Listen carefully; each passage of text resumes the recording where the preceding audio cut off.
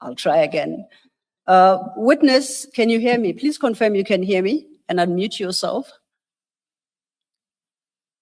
Yes, I can hear you. Oh, thank you very much. Witness, I moved an application before the commissioners to permit your testimony to be delivered in this format, which is a virtual hearing, partially in camera.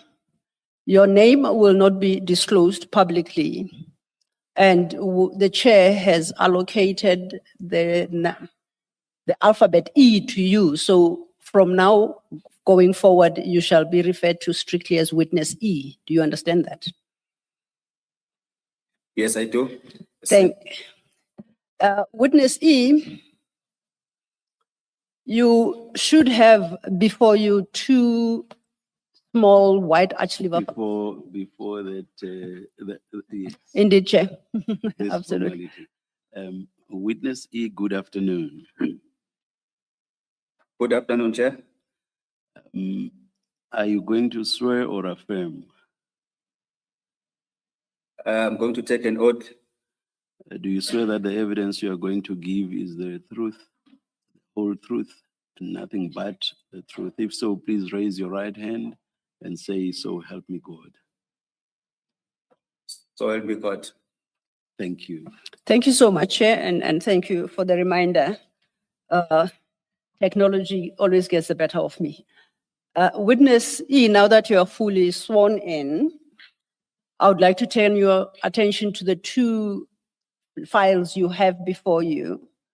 One file contains your statement, and on the spine of that file, it should be written Witness E statement. Do you confirm you have that file?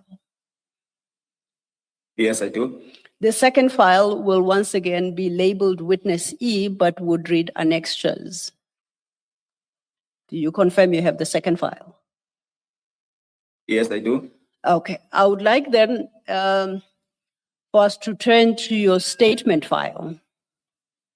In the file marked statement is one document, and it is described as the witness statement of Witness E. Do you confirm that you have provided a statement to this commission for purposes of the evidence you are about to tender? Yes, I do, Chair.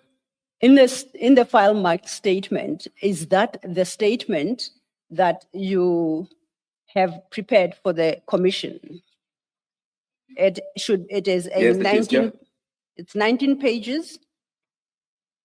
And if you go to the last page, the 19th page, midway through that page is your name, and above it, your signature, and it's dated the 23rd of January, 2026. Do you so confirm? That's correct, Chair. Do you confirm that's your signature there to attach? That is my signature, Chair. And lastly, do you stand by the contents of this statement that you are tendering to the commission? I fully stand by it, Chair. Thank you, Witness E. Now, if we could then go back to page 1.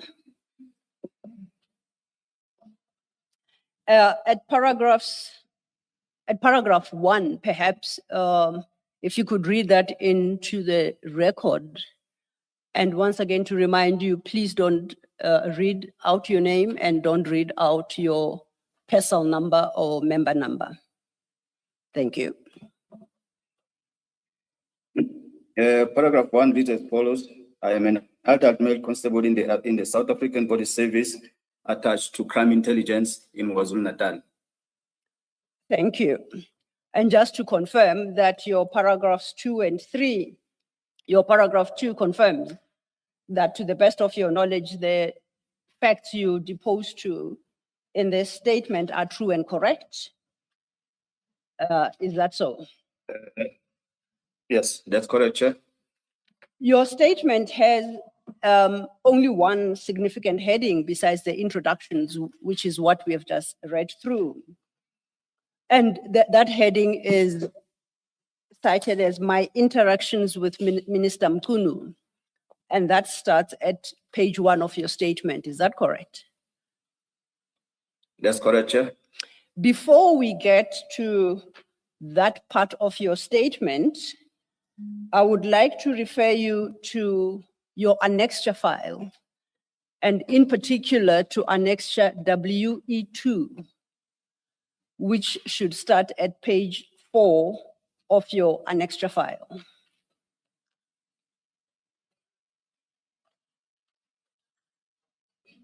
Are you there? Yes, I'm there, Chair. Annexure WE2 sets out what you in that document have headed my history, and this gives your history in the service and highlights certain aspects of your service. And I would invite you to share those with the commissioners. Thank you. If I can go to my history, Chair.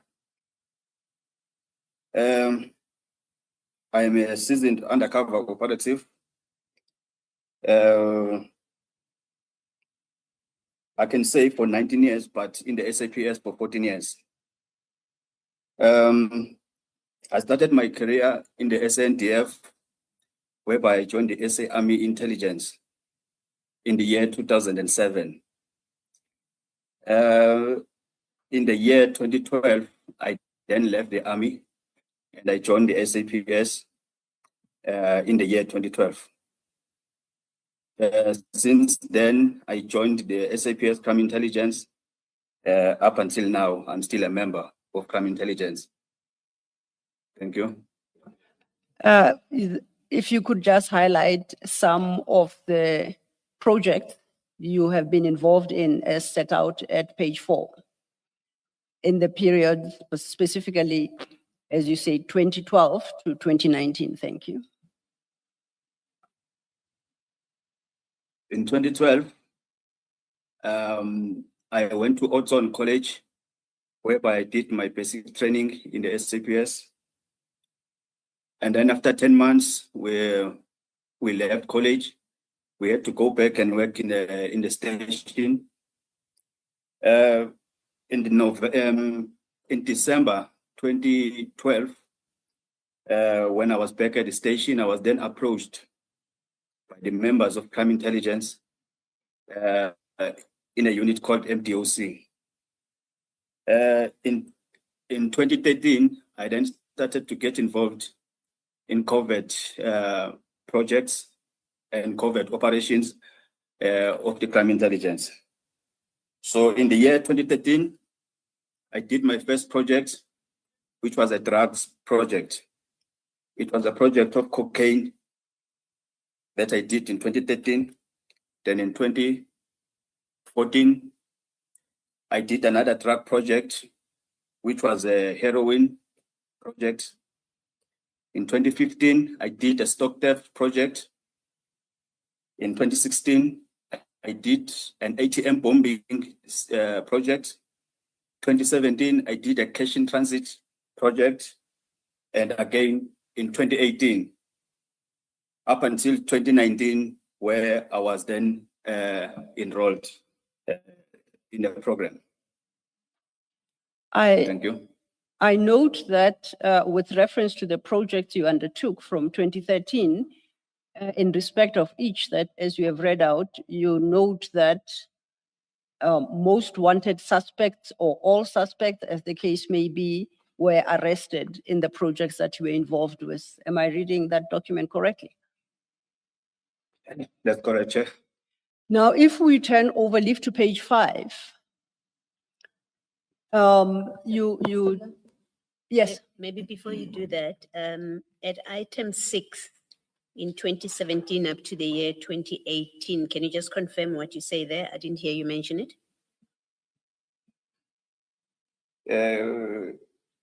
From 2017? No, the project where you list your projects, and then you have number 6 there, where you say in the mid 2017 up to 2018. You state another project, other projects? In 2017, up to 2018, it was a cash in transit project, but that cash in transit project ended up being involved in some political killings. But maybe I will deal with that as we continue with my testimony. But I think, Chair, you will get a sense of what I'm talking about there at paragraph 6. Thank you. Perhaps, sorry. I was going to invite witness E to read item 6, perhaps, in its entirety. Witness Okay. E, did you? In the mid-2017 up to the year 2018, I did some political killings project in KZN, and all those projects were successful and suspects were arrested. I think that is what Commissioner Baloyi wanted you to clarify. Thank you. Chair. Witness E, just before the itemization, your itemization from 1 starts, you say in the subs I did several undercover projects which were all 100% successful. And in respect of, I think all, you say the suspects were arrested. You say nothing about convictions. Is there a particular reason why you don't mention convictions? Chair, it's my language. This arrest, it includes convictions. None of the suspects that were in my projects, in all the projects, are outside. Most of them are in prison. Those who are not in prison, they are dead. So no one is outside who was part of the project. All the projects, that 100% comes from there. Thank you, All right. Chair. Thank you, Witness E. Thank you, Chair. Thank you, Witness E. I was then inviting you to the next page, page 5, where before I go there, your page 4, item 7, you reference your projects in 2019. And at page 5, the second paragraph, you then set out what has happened to you or where you've been since 2019. Would you care to read that statement into the record, please? If you can put up the number, Chair, I'm getting lost between 4 and 5. So we are at page 5. At the top of page 5 is the last end of the sentence that starts at the bottom of page 4. You see that? Yes, I can see, Chair. Then immediately thereafter, there's a paragraph that says, I have been. Oh, I've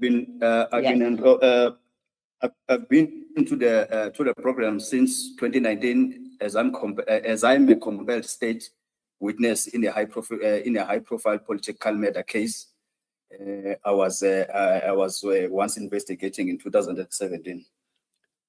So if then we understand you correctly, since 2019, you've been in a witness protection program because you That's are a correct, witness in that particular case. That's correct, Chair. Thank you. With that background then, can we turn to your statement starting at page 1? Under that main heading you have as my interactions with Minister Mchunu. If you could perhaps deal with paragraphs 4 and 5 for the commissioners. Thank you. Paragraph 4 of my statement, Chair. Yes, of your statement, Witness E. Oh, apologies. I Okay. forgot perhaps to tell you, let's go back to your statement file. Okay, thank you. Thank you. My interactions with the minister were initiated by him in the late December 2024. On paragraph 5, on Saturday, 7 December 2024, I received a call from a cell phone number that I won't mention. I received this call on my cell phone that I won't mention as well. The phone number of the incoming call reflected on my phone in my Truecaller app. That is S. Mchunu Home. When I answered the call, the person on the other end of the call said to me, do you know who you are talking to? My response was that I have no idea who it was. Then the person responded by saying, this is your commander, Minister of Police, Senzo Mchunu. I was surprised to receive a call from the minister, but at the same time, I was shocked and also excited that I received a call from a minister of police on this number, because of my because my cell phone number was highly restricted. I'm saying this because outside of a closed cycle in the law enforcement, only few people have got my number, and the other people who might have my number or who does have my number is the Office of the Inspector General of Intelligence. Was this the same number you used before you went on witness protection? No, Chair. It's a new one. Oh, thank you. Thank you, Chair. And you say this number is highly restricted. You state that outside of a closed circle or in law enforcement, only persons within the Office of the Inspector General of Intelligence had my number. When you make that statement, are you suggesting that you did not expect the minister to have that particular number because he is not part of the groupings that you have described in your paragraph 5? Yes, that's correct, Chair. At that time, I did not expect that call. I did not expect that call at that time because it's very hard to get hold of me.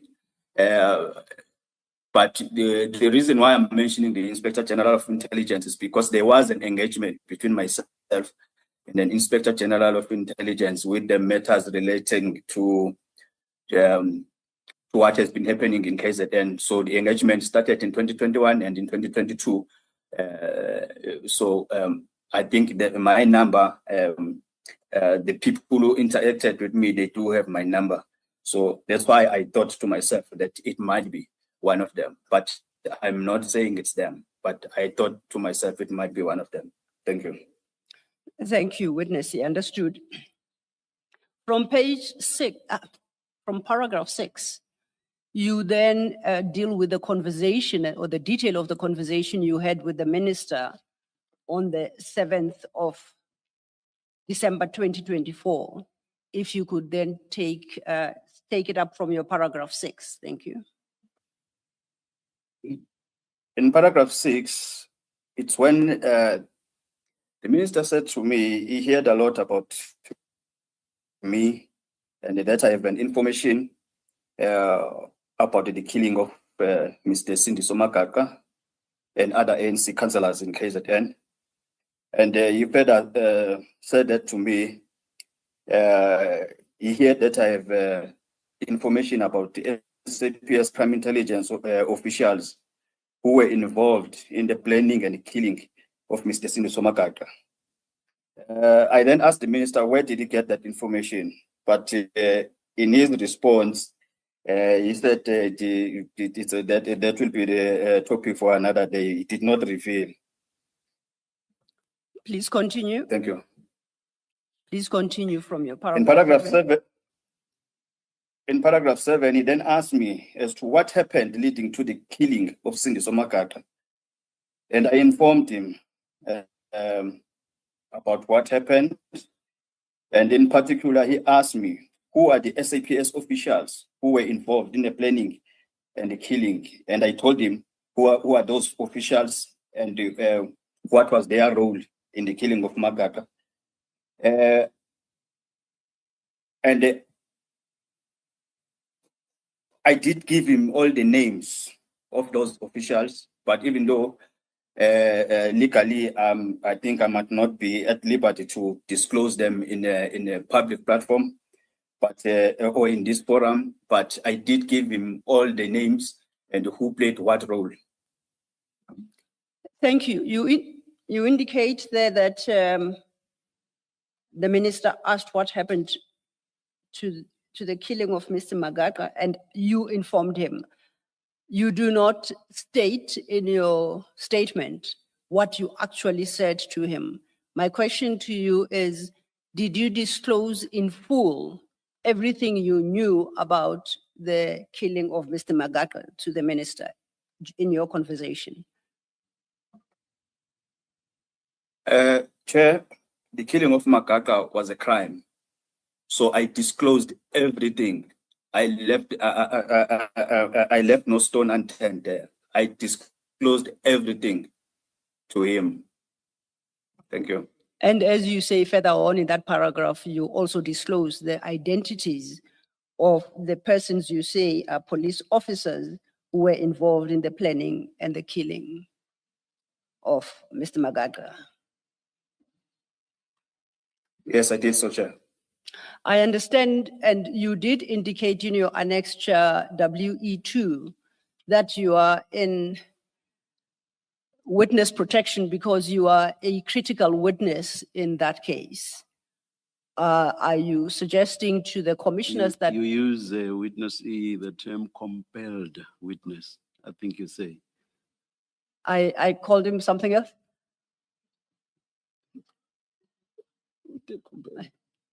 You must have forgotten within seconds. Mr. Law.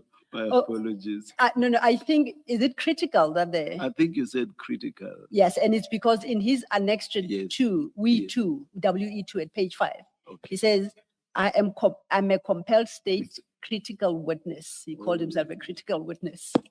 Okay. I guess my focus or interest was the compelled. But he also remembered to say Yes, he's a yes. compelled witness. Why compelled witness E? I say this because, Chair, I was subpoenaed after I deposed my statement. I was also subpoenaed to testify. So it's not that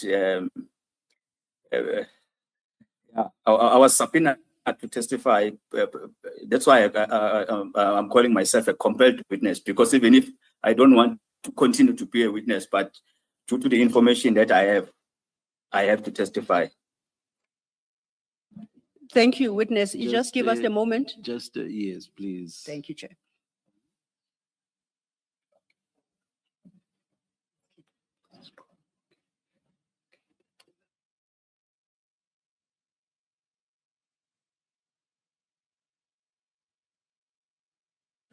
Let's continue. This meeting is being recorded. Thank you, Chair. Advocate Silo, can I just clarify something with witness E? Yes, Commissioner. Good afternoon, witness E. Afternoon, Commissioner. Without disclosing your identity, when the minister first contacted you on your cellular phone, did you get the impression that he knew who you were? In other words, he knew your name and your rank as a police officer and what you do? Commissioner, at the time I didn't know, but now I know, because I did my own investigation after that, and now I know that he knew. But as the time goes on, maybe I can, as I'm proceeding with my evidence, I will disclose where I got the information. But he knew, and I think he knew starting from September 2024. And as you do so, please be mindful not to disclose your identity. Oh, okay, thank you, Commissioner. Witness E, you might not see me because I don't have a machine in front of me. It's Commissioner Baloyi. You say in paragraph 5, in paragraph 6, he further, and this is what you say the minister says, he further said that he had learned that I have more information about SAPS Crime Intelligence officials who were involved in the planning and killing of Sindiso Magaqa. Now keep that in mind. In paragraph 7, you then say, in particular, asked me who the SAPS officials were who were involved in the planning and killing, and I told him. I confirm that all these individuals are indeed police officers. Does that mean if you read 6 and 7, as I've read it now, did you confirm to him that these police officers indeed are crime intelligence officials? Yes, Chair. They are all crime intelligence officials. All right, thank you. Thank you, commissioners. And based on how you have worded your paragraph 7, I take it you are not inclined to disclose the nature of the information you shared with the minister at the time, because these are matters you are yet to testify to in court. Am I correct? Yes, correct, Chair. Witness E, why did you feel free to share this information with the minister? I think earlier on you said, even though you were not supposed to, you told him everything. Why did you feel free to share it? Because he was a Minister of Police at the time. So I saw no problem to share the information with him. Thank you. If then I may follow up on your response to Commissioner Baloyi's question, is your logic that had the same person called you at the time, but he was not Minister of Police at the time, you would not have shared that information? Is that what you are communicating? I was not. I was not at all. Okay. But because he was in the leadership of the SAPS as a department, I felt it fit to tell him, because when he spoke to me, it's like he already had an information Okay. About what happened. He just wanted some confirmation from me. So I saw no problem to share it with him. Thank you, understood. Can we then move on to your page 3 of your statement, starting at paragraph 8? You continue the conversation you had with the minister, and you say you also informed him of other issues. Can you deal with the contents of your paragraph 8? At page 3. Before I deal with paragraph, yes. Before I deal with paragraph 8, well, you will forgive me. I used in the previous questions. I used compelled and critical in one sentence. So you will forgive me. So my English is not, it might not be proper. So maybe I withdraw that compelled and leave the critical one. Okay, it's noted. And in fact, that statement, compelled and critical, is not part of your statement. It is in your annexure E, and annexure WE2. Yes. That we referred to earlier. Fully noted. Thank you, witnessing. We may then go to paragraph 8. In paragraph 8, I told the minister, I also informed the minister that I discovered the plan to assassinate Sindiso Magaqa in July 2017, prior to his assassination taking place. After hearing about the assassination plot, I reported this to my superiors. My superiors are the same officials that I've mentioned in the previous paragraphs, the same names that I gave to the minister. In addition to informing them about the assassination plot, I also propose some steps that we can take as the police to prevent the murder or to save Magaqa's life. And they did not want to listen to me, even after I gave them steps that we can take. So Minister Mchunu further asked me whether... Witness E? Just a minute, Witness E. Yes. When you heard about the plot, were you also told who the people that would carry it out were? Chair, at that time, I was told by the killers, the shooters, the shooters, the ones that pulled the trigger. They are the ones who told me that in the next 2 weeks' time, we are being hired to kill Mr. Magaqa. So we had 2 weeks to stop the murder. Did But they the not tell you? officials- Did they not tell you who had instructed them or hired them to kill Mr. Magaqa? They did, Chair. And did they give you the same names of the people, or rather the same names you gave to the minister?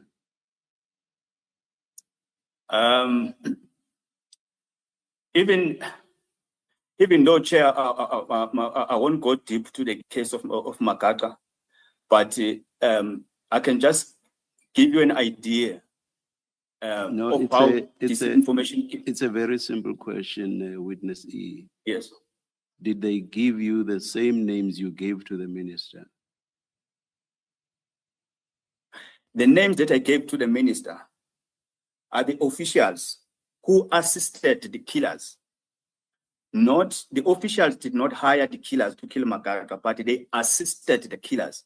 So Okay. the people who hired the hitmen. Let me yes, let me it's other let me people. ask the question differently.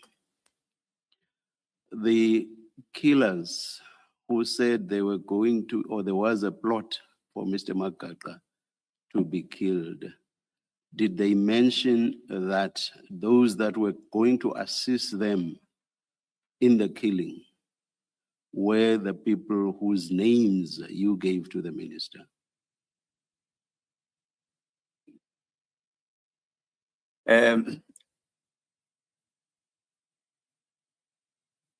I hear your question, Chair, and I want to answer this question, but I want to answer this question in this fashion. One of the killers is late now. He was an informant handled by us, by our office, I saw that in your which is the state- Office of I Crime saw, Section. just a minute, Witness E. I saw that either in your statement or in one of your annexures. I saw that. I'm asking you a different Yes. question, and my question is, when those that were going to kill Mr. Magaqa told you about the plot, did they also tell you that in carrying out the plot, they were going to be assisted by the people whose names you gave to the minister? It's a very simple. Yes, They gave you those names. yes, Yes. And you yes, say, that's correct. and you say these people were your superiors. Yes, Chair. And you say you could have prevented Mr. Magaqa's murder if something had been done between the time you were told of the plot Yes. or about the plot and the time when Mr. Magaqa was actually killed. Not so. That's correct, Chair. And you then, all right. The superiors that you reported to, from the answers you've given thus far, I assume are the same superiors whom you were told about by those who advised you of the plot, correct? That's correct, Chair. And were you serious about wanting to prevent Mr. Magaqa's murder? I did everything in my power, Chair. Were you serious about wanting to prevent the murder? I was serious, Chair. And you report to the very people whom you've been told are going to assist in the murder. They are very senior, Chair, in KZN. I spoke to them so that we Yes. can block the murder, but they You refused. report with a view to preventing the murder, and you report to the very people whom you've been told are actually going to assist with the murder.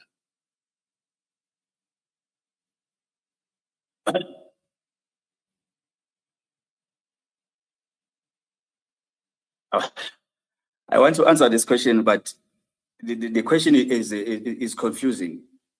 There's nothing confusing Well- about the question, nothing confusing at all. Please answer it. Okay, okay.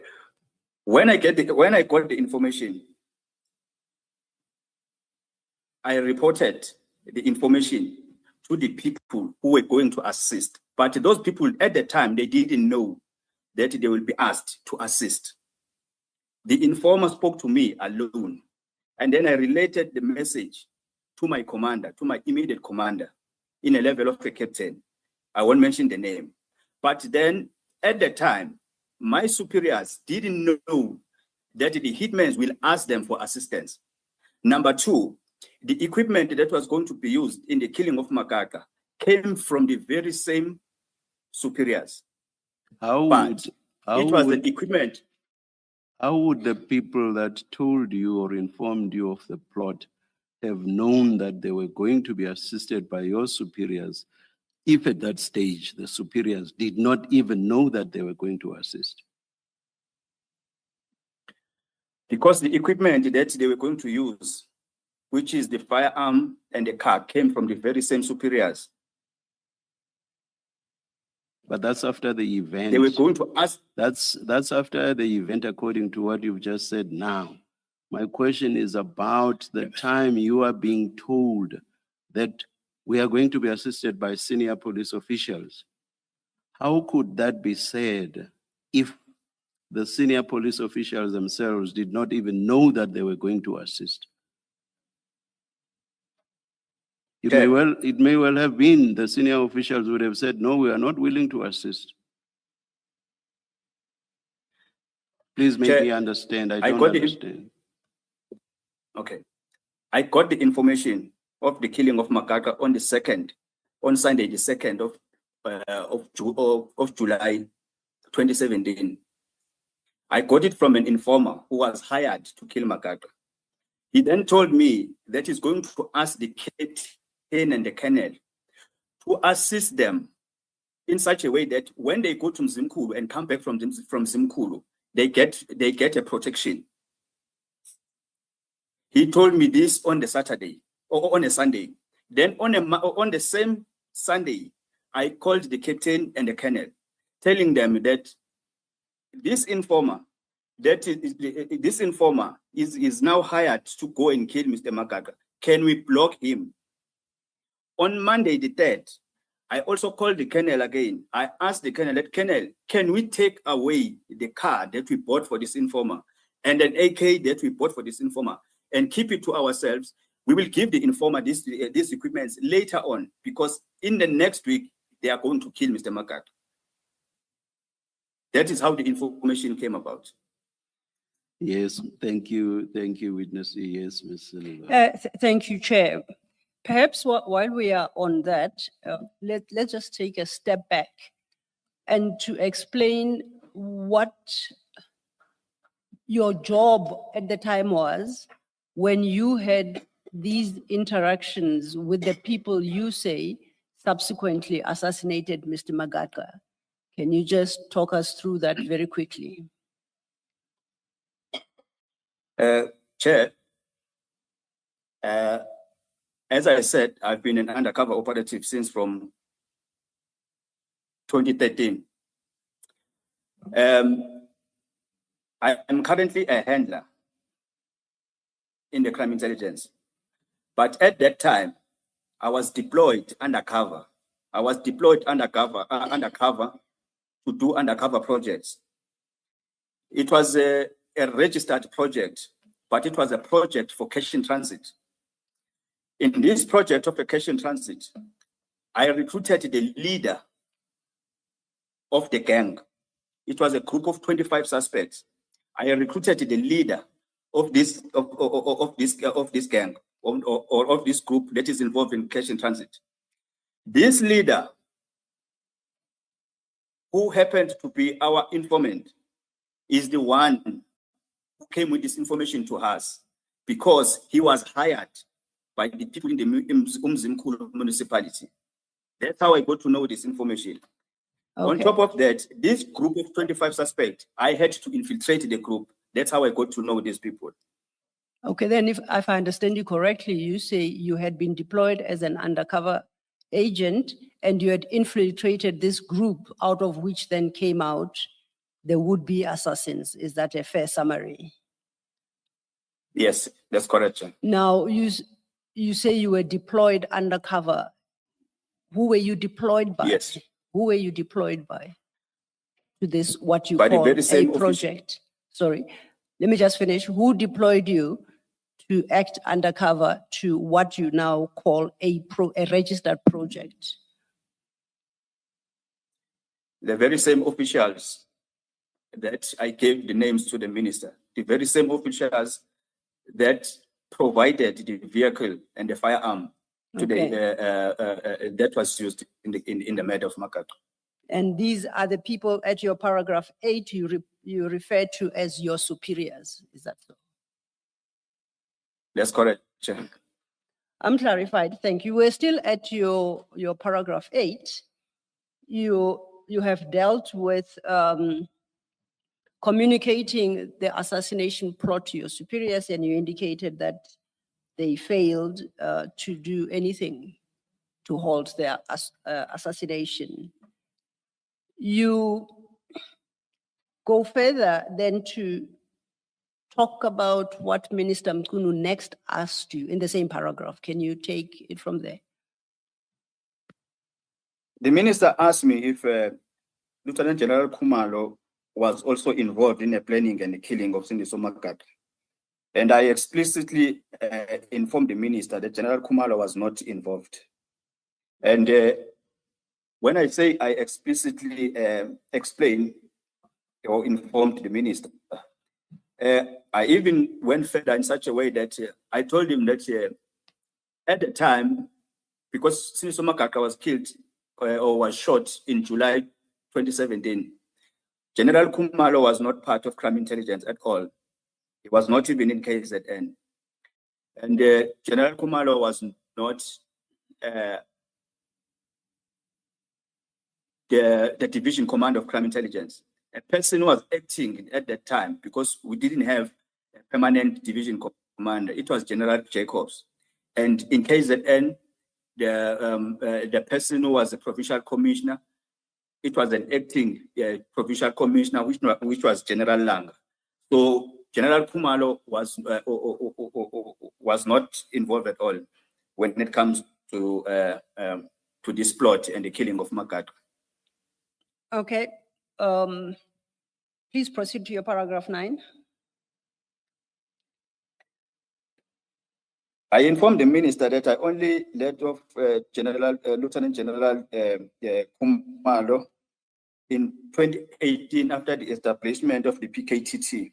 But at the time, General Khumalo was still a brigadier. And then he was appointed as a leader of the PKTT. I informed the minister that in around 2018, I went to the office of the now retired General Chiga. General Chiga was the provincial head of crime intelligence in KwaZulu-Natal at the time. I then reported the matter to General Chiga of what happened to Mr. Magaqa and the involvement of these officials. And then General Chiga then asked me if I can depose a statement. And I said, yes, I can do so. Then it's when he said he would speak to General Khumalo to arrange a team that will come and take a statement. And then after that, both of them, General Khumalo and General Chiga, they came to an agreement that I must be enrolled in the program. And in 2019, indeed, I went to the program. If I could just take a step back, where you talk about going to the office of the now retired General Chiga, you said it is 2018. In your statement, you've got a specific month. I think it's important you mention both the month and the year.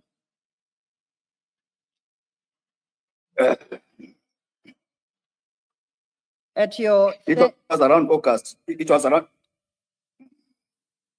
Go ahead, sorry. It was around August. It was around August 2018. It was after the establishment of the PKTT. Okay. And I know that you say you informed the minister of this fact. Yes, I gave him everything.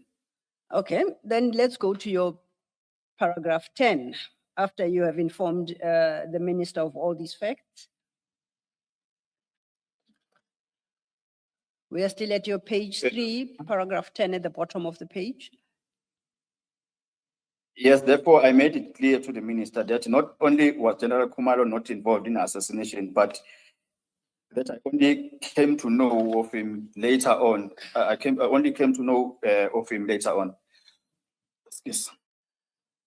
And if we then could turn the page to the next page 4, starting at paragraph 11, if you could take it from your paragraph 11. I since learned that after my meeting with General Chiga and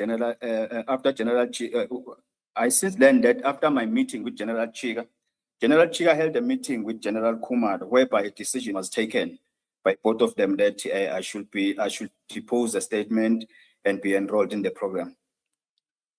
And for the record, firstly, did you depose to such a statement? Yes, I did. And is this the time you then went into the witness protection program you said you are still a part of today? That's correct, Chair. Okay, we then move to your paragraph 12, where you say the minister had engaged with you on other issues. Could you deal with the content of your paragraph 12? The minister asked me what are my grievances in the workplace, and my response to him was that due to my stay in the program for 7 years, I am sitting in one rank for 14 years, whereas my other colleagues whom I trained with were getting promotions and being moved to the next ranks, but myself, I was always being overlooked with my experience and my contribution. The minister then informed me that to write my grievances in a form of an email and send them to him. He provided me with his email address, stated there, and then he further asked me if Minister Pegitele was also involved in the assassination of Magaqa, and my response to him was that no, Minister Pegitele was not involved. And at that time, he was not even a minister of police, so he was not involved. He was not involved at all. I see that the email address you say the minister provided you is his official parliamentary. It's got a parliament domain. Is that correct? Yes, that's correct, Chair. Okay. Then let's go into paragraph 13. After the call with the Minister Mchunu, I then contacted a friend of mine who happens to be a lawyer to seek just an advice pertaining the call that I had with the minister. The friend of mine advised me that I should write my needs and grievances, and that I send the email to Mr. Mchunu. But at the same time, he said I must also send the very same email to the National Commissioner. My friend also provided me with the National Commissioner's email address because I didn't have it at the time. And who was the National Commissioner at the time you were directed to send an email? It's the current National Commissioner, which is General Pani Masemo. After you were provided with the second email address, what did you do? You take up that conversation from your page 5, paragraph 14? On Monday, the 9th of December, 2024, at about 11:53, I sent an email to Minister Senzo Mchunu to his email address. And at the same time, I also sent it to the National Commissioner, General Masemula, in the email that was provided to me in paragraph 4. And in that email, I was setting out the details of my experience in the SAPS and my contribution and all that. That can be the email is attached as We1. Before we go to We1, just to correct for accuracy, you stated that you send the email to the minister and to the email address provided you in paragraph 4. That can't be correct. It's at paragraph 13, right? You're referencing General Masemola's email address. Oh, yes. Okay. Just wanted to It's clarify page 4, that. paragraph 13. So, Okay. okay, thank you. So then you refer us to WE1, annexure WE1. That's the first document in your annexure file, starting at page 1. It's quite a lengthy email. And in line with your requests to the commissioners that you not divulge some of the details pertaining to the criminal case that is still to be held. This particular document provides significant or makes significant reference to those facts. Is that correct? That's correct, Chair. And these are the facts that you would prefer not to be publicly disclosed at this juncture. That's correct, Chair.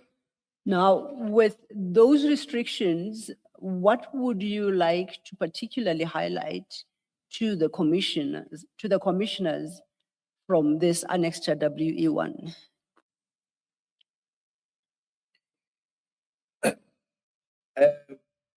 What I needed here was the request for an intervention by both the minister and the national commissioner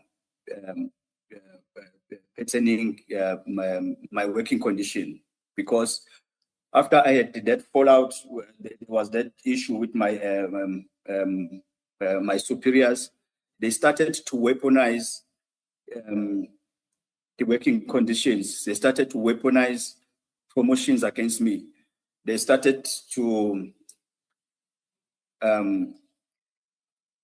they started to abuse me at work. That is what was an intervention that I needed from them. Yes. And do you set out in this document what you required of the minister to assist you with, insofar as any grievances you may have at the workplace are concerned? Firstly, I started mentioning about my contribution starting from 2018 in all those drug projects, all those cash in transit projects, and all those ATM bombing projects. And then if I skip my history there, I will start whereby I said I need to emphasize that each project I've worked never had less than 20 most wanted suspects and dangerous suspects. And I must also state that in 2017 alone, I arrested over 100 dangerous suspects in KwaZulu-Natal with 100% convictions. Some are currently serving years in prison, and some were killed by the Special Task Force during the confrontation with the police during our takedown operations. But not even a single suspect in our project or in the project where I was involved as an undercover operative is still outside, not even a single one. I also mentioned that the turning point of my career started in 2017 after I blew the whistle by exposing the rot and the corruption that was happening within Crime Intelligence KZN, especially in undercover unit, which is called MDOC. I also mentioned there, what does MDOC stand for? And then I reported what Crime Intelligence apologies, Office. witness, what does MDOC stand for? MDOC is a crime intelligence unit, which it is called MDOC. MDOC means multi-dimension organized crime. Thank you. It's a yes. Thank you. No, please continue. Thank you, Yes, Chair. thank you. You may continue. Witness E, you were at Annex WE1, page 1 of thereof. And we had just dealt with the issues you had in relation to MDOC. What happened there? What happened here? I reported to the senior crime intelligence officers to former division commander, which were commissioner, which was General Jacobs. But with regards to General Jacobs, I must point it out that I didn't communicate with him directly, but I communicated with him via the provincial head. So I spoke to General Chiga in person, and then General Chiga said, because we are all under him and we're reporting to him, because MDOC reports directly to the provincial head. So he said that this matter needs to be investigated by the national head, which is a division commander, so division commissioner. So the division commissioner at the time of crime intelligence was General Jacobs. Okay. If I can then draw your attention to page 2 of that document, paragraph 2, which starts with the words, the said parties that the same officials were my commanders. Do you see that? Do you see where I'm reading?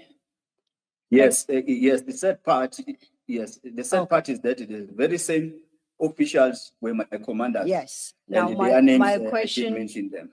my question is, in that paragraph, you then set out various names of people.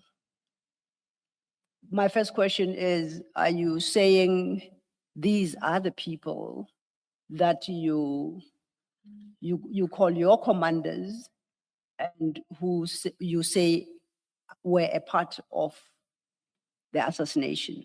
I just need you to confirm whether it's the same people. It's the same people. Yeah. And secondly, are these the same people you stated at your paragraph 7 that you disclosed to the minister in your conversation of the 7th of December, 2024? That's correct, Chair. Okay, thank you, Witness E. Chair, I know we started later than we hoped with this witness. It is 1 o'clock. I'm in the commission center. We just must take the break. We'll take Let's a lunch. adjourn and resume at 2 o'clock. Thank you, Chair.